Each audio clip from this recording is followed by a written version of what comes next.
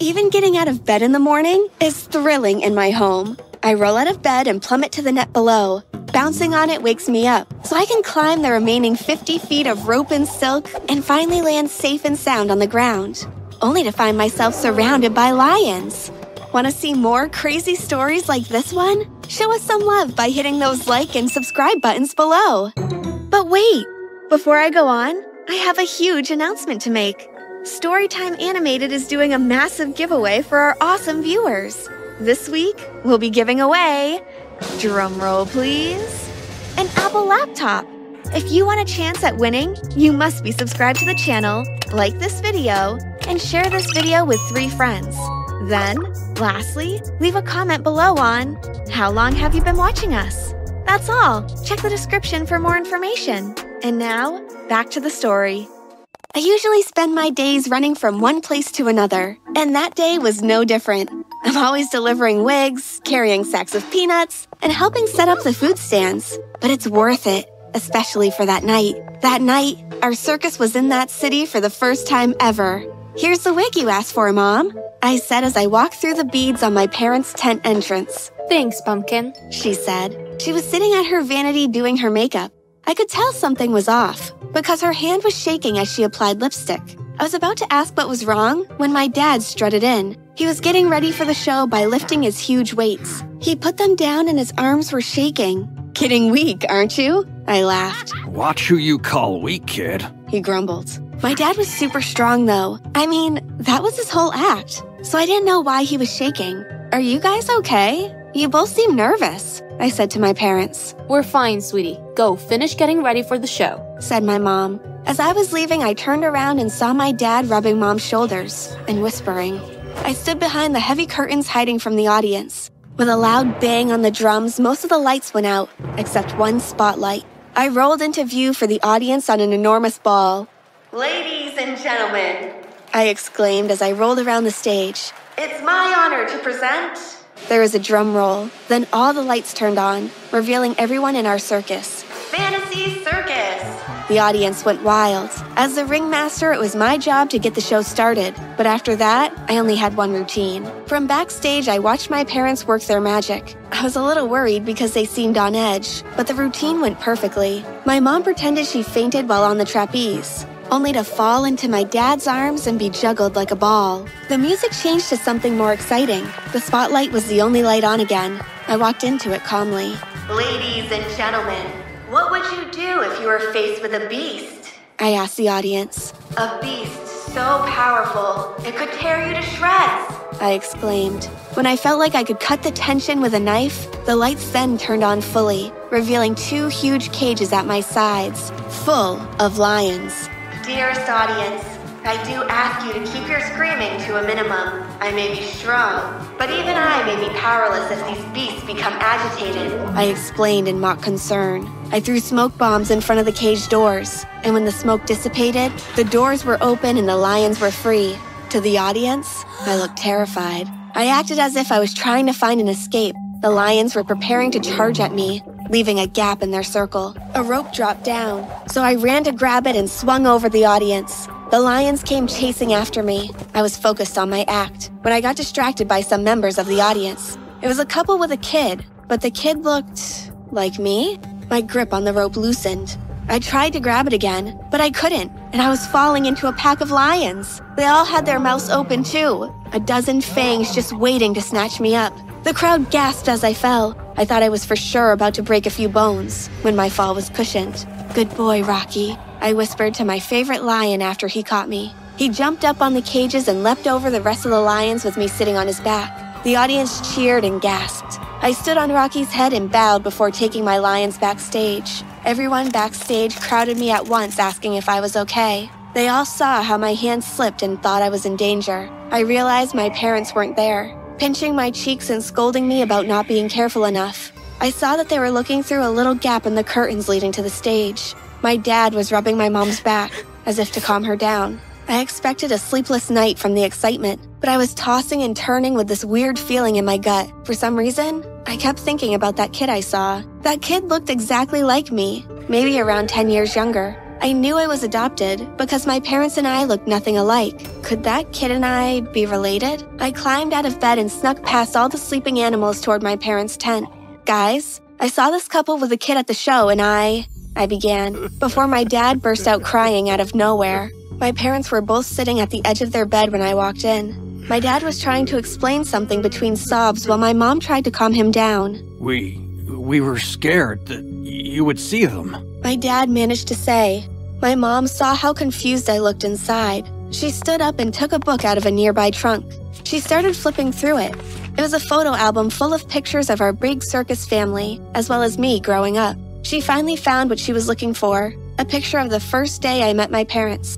I had seen it 1,000 times, but she had never taken it out of the album like she did then. She handed the picture to me, and I realized it was folded in half. I unfolded it, and it revealed that little me was standing between my parents and the couple I saw in the audience. They looked annoyed. They're your original parents, my mom said. I looked up from the picture to find her teary-eyed. We never wanted you to know how. My dad trailed off. I asked them to know how what? They hesitated, but once they explained, I understood. I also wouldn't have told myself my biological parents sold me. They didn't exactly sell you. You were throwing a tantrum and they were annoyed, so they left you, said my mom, trying to soften the blow. But they still made money from leaving me. The former owner of the circus insisted on giving them something for me, and they decided they wanted some cash. I ran to my room after the revelation. I could feel this pang of pain in my heart. I was devastated. I always thought my biological parents just couldn't raise me for some reason, like other adopted kids' parents. But mine just didn't want me. But I could see them so vividly, laughing with this kid who looked just like me. Why him but not me? How did they love my little brother but have no love for me? I needed answers. My parents being the current owners of the circus had some perks. The ticket lady gave me all the information about the people in the specific seat and row I asked her about. You know, for child abandoners, they were really active in their kids' school community. At least, that's what their social media wanted me to think. So now I knew which school their kid went to, and phase 2 of my plan could begin. I strolled up to this middle school with a huge group of clowns. Literally. Apparently, it's too dangerous to bring lions and elephants to a school. So for the circus promotion, all the school wanted from us was clowns. Pretty lame if you ask me. I excused myself to go to the bathroom. The halls were empty, so sneaking into the office and peeking at some private information was no issue. People really ought to be more careful with their information. Imagine if I was some lunatic. Anyways, now all I had to do was break into my horrible biological parents' house while I knew they were out because I had their schedules memorized. Their house wasn't what I expected. It looked like a kid had decorated it, but in a good way. It was full of color, fun furniture, and there were kids' drawings all over. There was a huge bookcase full of children's books, but in the center of it, there was a thick book on a pedestal. When I opened it, the anger that had been simmering in me suddenly disappeared. It was full of pictures of my little brother growing up, and my, or should I say his, parents were everywhere, smiling, laughing, decorating the house to his taste. I thought, maybe they're not that bad. They seem to really love him. With a warm feeling in my chest, I was about to leave, until I spotted a dusty, old book being used to level the bookcase. I managed to pull it out, and found it was another photo album, but it was empty. Empty except for the first few pages, which were of me. In the pictures with me, the house in the background looked gray. My parents looked annoyed, and it seemed I was desperately trying to bring some color into the house. I didn't know if I felt angry or heartbroken. My little brother was, and is, just like me, but they didn't give him up. Why did they leave me? I composed myself. Then I blew the whistle in my pocket. Time for phase 3. When the front door opened hours later, I was waiting. I heard 3 gasps, then laughter, but only from one person. My little brother ran into the room, which must have looked different from what he was used to, because it was now covered in paint, confetti, and balloons. "Lion Girl!" he exclaimed. That's when our, or his, parents ran into the room. "I'm Micah," said my brother. "Hi, Micah," I said, before looking straight at his parents and saying, "I'm your sister, Leona." The look of horror on their faces was priceless. What did you do to our house? Asked the woman who was supposed to be my mother. Micah ran upstairs, probably to see what I had done to his room. Did you think I would never find you, or find out the truth? I asked the couple. I demanded an explanation. The couple started shaking nervously. We felt bad after what we did, The man began. but we want to do better the second time around. He continued as if it made complete sense. Yeah, mess up your first kid, you can do better next time. I yelled at them. I couldn't bear to look at them anymore, so I left. But I left Micah with them, and that didn't sit right with me. The circus was already on the highway on its way to the next city when I told my parents to stop our fleet of trucks. I can't leave Micah. What if they hurt him? I reasoned with them. My dad thrust some car keys into my hand and told me to hurry up. Circuses are incapable of having normal cars, though. I was so embarrassed driving through the city in a clown car. I barely fit. When I got to the lunatic's house, it was dark already. I parked right next to Micah's window and tapped on it. He opened it, groggy from sleep. Leona? He asked, rubbing his eyes. Do you know anyone who might be interested in joining a circus, kid? I asked him nonchalantly. The way his face lit up told me I was doing the right thing. He zoomed around his room, stuffing random things in a bunch of backpacks and throwing them into the tiny car. Micah was climbing into the car when his door burst open and his parents ran into the room, shouting to let their son go. How can your abandoned daughter trust you with her little brother? I yelled as I put the car in reverse. You don't deserve kids like us, I shouted before speeding away. Where are we going? Micah asked me. I smiled and told him we were going home, where there's a show every single night. Micah talked on and on about all the cool circus things he wanted to learn, and I couldn't help but laugh. It was crazy seeing how alike we are. This was like a dream come true. That gorgeous man in front of me is Ethan. My crush since I was just 14.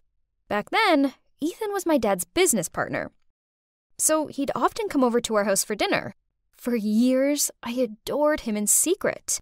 But now, at 19, I could finally be honest about my feelings. So, when I ran into him by chance in the grocery store, I felt like it was meant to be. He invited me for a drink in the cafe nearby, and we instantly hit it off. We started dating, and now we're an official couple. There's just one thing that worries me. Ethan is recently divorced and has a 10-year-old daughter, Clarice, who he has full-time. While daydreaming, I couldn't hide away from the thought of being someone's stepmom. Oh my, I didn't want to become a mom yet. Don't worry, Clarice is a cute kid. I just know you two will get along. Clarice gave me a devious smile the moment she saw me. Another fish got hooked. Huh? Hey, that's not the right manner. Apologize, now! Ethan immediately said. Clarice let out a loud, ugh, then reluctantly apologized. Great! When has it ever been easy to be friends with a naughty 10-year-old girl? I understand this better than most, as I have a little sister. She's either giving me a headache or crazing at me for candy, and I could tell that Clarice was going to be no different. One day, Ethan called me in a panic, saying he had an urgent business trip. They informed me at the very last minute. I didn't have time to find a babysitter. Can you help me take care of Clarice for a few days? What? I've only just met the girl, and now I have to mind her for a few days? I still didn't know what to say when Ethan continued. I'll make it up to you after this. And then, the next thing I knew, Clarice was at my front door. Oh gosh, somebody help me! Well, you know those girls that age, like my little sister? I kept pouring out while Mike just smiled and slightly shook his head. I have to make her like me to win over Ethan. So, lovely Mike, can you please come hang out with us? Seriously? Please? Aren't you good with the ladies? Fine. You know I can't say no to you. I took Clarice to a theme park. She frowned the moment she saw Mike. Who's this? I don't like strangers. I smiled and said, This is Mike. He's really cool and I don't care.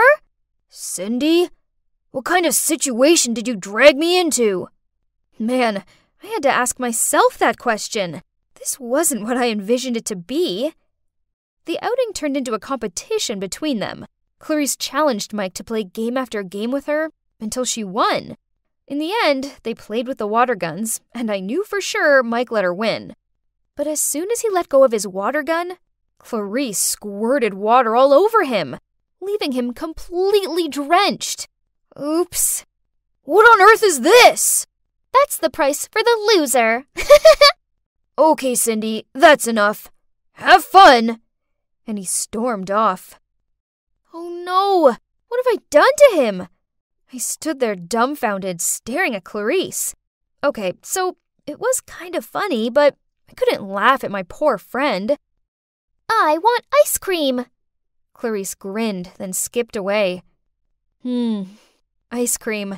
A girl after my own heart.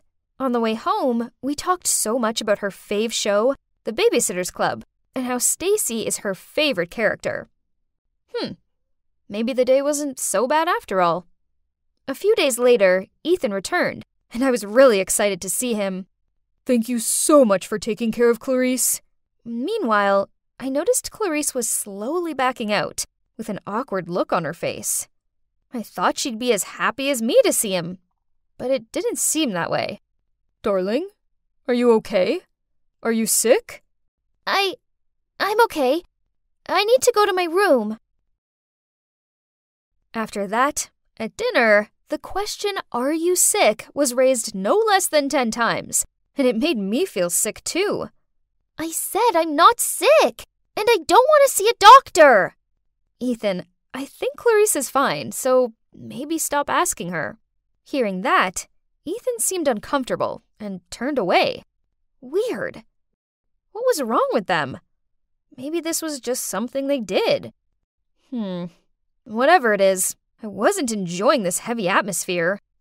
The next day after lunch, Clarice was helping me clean the table while Ethan was packing to go on his next trip. She insisted on washing the dishes while I said goodbye to Ethan. We were hugging in the doorway when suddenly I heard a loud scream coming from the kitchen. Ethan and I both rushed in there and saw Clarice crying as she gripped her hand. Ethan frantically asked, "What happened?" while I quickly searched for a first aid kit. I was washing the dishes, but I accidentally cut my hand. Cindy, I'm sorry. I wasn't being careful. Please don't punish me. What? What was she talking about? Ethan seemed to have the same question as me. Cindy always makes me do the chores. She told me if I do them badly, I can't have dinner. Huh? Why was she saying things that weren't true? Turning pale with shock, I muttered out, "No, that's not true. I don't want to stay here. Dad, let me go home." Clarice interrupted me as she was crying harder. "I'm so sorry, but I have to go now. I don't even know if you're lying or not." "How can you say that to me?" Clarice shouted. "You monster!" Then she ran upstairs. I stood there not knowing what to do. My brain couldn't process what just happened. Ethan looked at me and sighed. Why didn't he say anything? He didn't honestly think I was capable of doing that. Did he? I decided I needed to confront Clarice about this. So I went up to her room and calmly said, "Clarice, why did you say that?" "You forced me to do all the chores." "What? How can you lie like that? I never do such a thing." "Oh, but are people gonna believe you or a poor little girl?" Oh my God. There was me, thinking she was a sweet kid, when in actual fact, she was the complete opposite. I rushed outside and, shaking, I pulled my phone out. I called Mike and told him everything. "Oh boy, that kid is complicated. Maybe she doesn't want you to be with her dad. But even so, what she did was weird. I think you should stay away from them." But how to? I couldn't just run away. Besides, Ethan was on his trip, again, and I was in charge of her. So I kept my distance, no more talking or having fun. But it seemed that Clarice had other ideas. I was watching TV in the living room when Clarice appeared and pulled my shirt. "Cindy, I want you to play video games with me." The more silent I was, the harder she pulled. "No, Clarice, I'm not in the mood," I shouted. "Go play by yourself." Then I walked off. A few minutes later, Cass, a senior student, came over to give me some documents. We sat down and had some iced tea. Then suddenly, bam! And a cry. Oh no! Cass and I rushed to the noise. Clarice had fallen down the stairs in the basement and was surrounded by the laundry basket and dirty clothes. Cass quickly ran down there and helped her up. Are you okay? What happened? Cindy told me to do the laundry in time. The basket was so full, so I slipped. No, no, no! I screamed inside my head when Cass gave me a concerned look. Cass, please, I'll explain later. Can you please leave? Why? I screamed at Clarice's face the moment Cass left. If you don't play with me, you'll be a child abuser. You'll have to go to jail. Ugh, this is driving me crazy. Just a few days ago, she wanted her dad to take her away from here, and now she's blackmailing me for not playing with her? Right at that moment, Ethan called. Hi, Cindy. I just want to check on you two. Is Clarice sick or anything? Ugh, what on earth is this? Am I crazy? Or are these two actually weird? OMG. I need Mike. Now. Please, take me away from here, I said as I opened the door for Mike. Stop! Clarice shouted. You two can't go anywhere. Oh, now you're telling me what not to do? If you go, I'll tell the whole world how badly you've been treating me. You'll both go to jail. So that's your scam? Her smirk disappeared. She turned pale and stuttered. No, it was my dad's. Your dad's scam? Clarice looked flustered as she realized what she had just blurted out. Then she quickly covered it up. Nothing! Mike sat down and looked at her with stern eyes. I stood there, waiting for the answer. My daddy made me! Eventually, Clarice confessed. Turns out, Ethan was a professional scammer who scams young, wealthy girls into giving him money. Worse, he dragged his daughter into his scheme. The plan went like this. He used his handsome looks to flirt with the girls, then Clarice's cuteness to get the girls' empathy. After that, he would go on some last-minute business trip and ask them to take care of Clarice. Meanwhile, Clarice would pretend to be seriously sick. When Ethan arrived back, he would persuade the girls to hand over money for hospital fees, then he and Clarice would disappear out of their lives. At first he told me to do what he said and he'd get me a bike. What about the abusing lie you made up?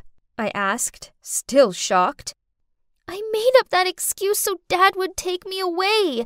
I really like you, so I don't want his plan to work. Then why did you continue to act up? Because Cindy was mad at me, and I wanted her to play with me, so I pulled that trick again. Tears streamed down my face. Unbelievable! I voluntarily stepped into his trap right at the beginning. He didn't even have to do much. I felt like such an idiot. After that, we exposed Ethan. Clarice helped us too. Turns out he's bankrupt, which is why his wife left him and why he's no longer my dad's business partner. Ethan was arrested, but Clarice's mom was out of the country and she refused to return for her daughter. To be honest, I love Clarice, and I didn't want her to live in the orphanage. So I let her live at my place for a while before I told my parents everything. Obviously, my parents have more capacity and power to deal with this. It took a while for Clarice to get over her guilt and settle in, but now we get on better than ever. She's a sweet, cute girl who deserves far better than her parents have given her. Then one day, I came back home from college to find Clarice placing some roses on the dining table, which was already romantically set up with candles and steak. Cindy, you're back!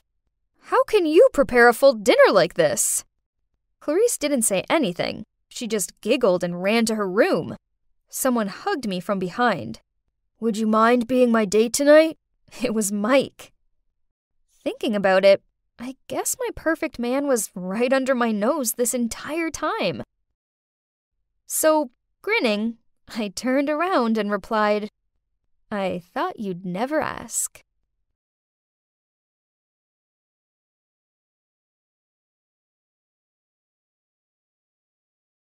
Welcome to the Here's My Story channel. I'm Hazel. Until recently, I thought I was one of the luckiest kids alive. My parents were gentle, affectionate, and caring. We had unlimited financial resources, and I was taking full advantage of them.